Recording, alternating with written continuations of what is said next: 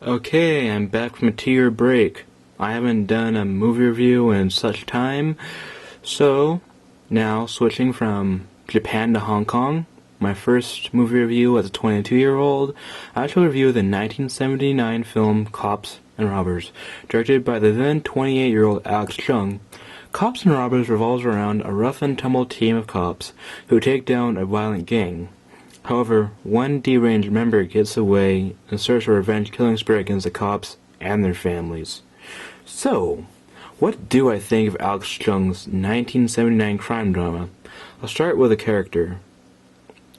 The team is a very likable, though interchangeable, group of cast members, with the exception of one actor who I believe I saw in Better Tomorrow and Jackie Chan's Police Story. If it's the actor I'm thinking of, it's a shame that he doesn't have a bigger career because he has a great screen presence.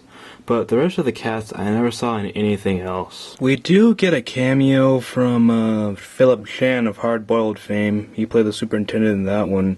In this film, he plays a police officer. So that's another actor I recognize.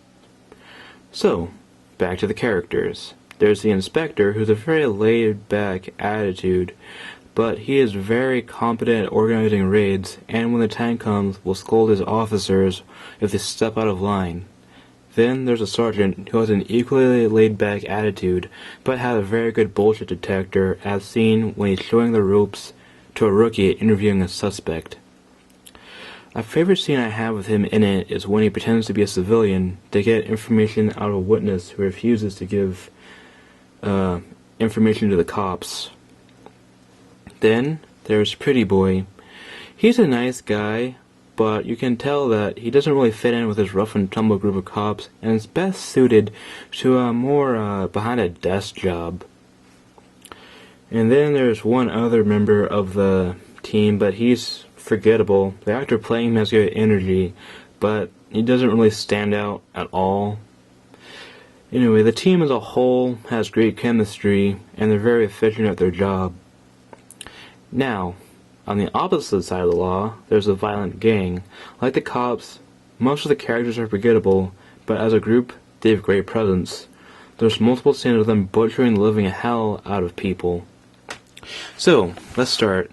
There's a leader of the gang. He has a very unimpressive, ordinary look, but when we see him talking down to his younger brother's girlfriend, and the younger brother takes it, it shows his power amongst the gang. And then there's the guy with the girlfriend who is just there. And now we come to the main antagonist of the piece, Biao.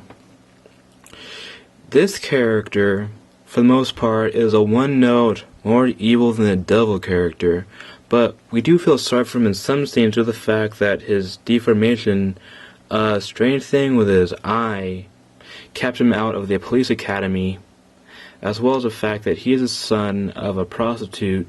His grandmother repeatedly puts him down, and he finds camaraderie with his gang. He only has one line of dialogue, but the actor playing him has great screen presence. He has great menace, the character is a complete psychopath, and he is really obsessed with guns. Now, I have to say, I'm kind of uncomfortable with movies depicting people with deformations like cleft palates or eye deformations as villains, but then I realized that it's not the deformation that made this guy a villain, it's the society and environment and unsupportive group of people that raised him that made him turn this way. Next up, more to the technical side. The soundtrack does its job, it's creepy when it needs to be, it's happy, it's sad, but it doesn't stand out on its own. And then we come to the cinematography, which employs a gray desaturated color palette to create a very gritty feel. The editing is there, nothing home to write about. Now, my favorite scene in the film, or one of my favorite scenes in the film, is when the opening images of the kids playing cops and robbers, and then the game gets taken too seriously, showing the violence of the older generation trickling down to the younger generation. And finally, we come to the action scenes. The action scenes lack the crimson ballet quality of a John Woo film, and has more in common with the intimate and realistic tone of a Ringo Lam film. So, in conclusion, Alex Cheung made a very solid, entertaining crime drama, a true gem of people who are interested in early Hong Kong crime drama. Thank you.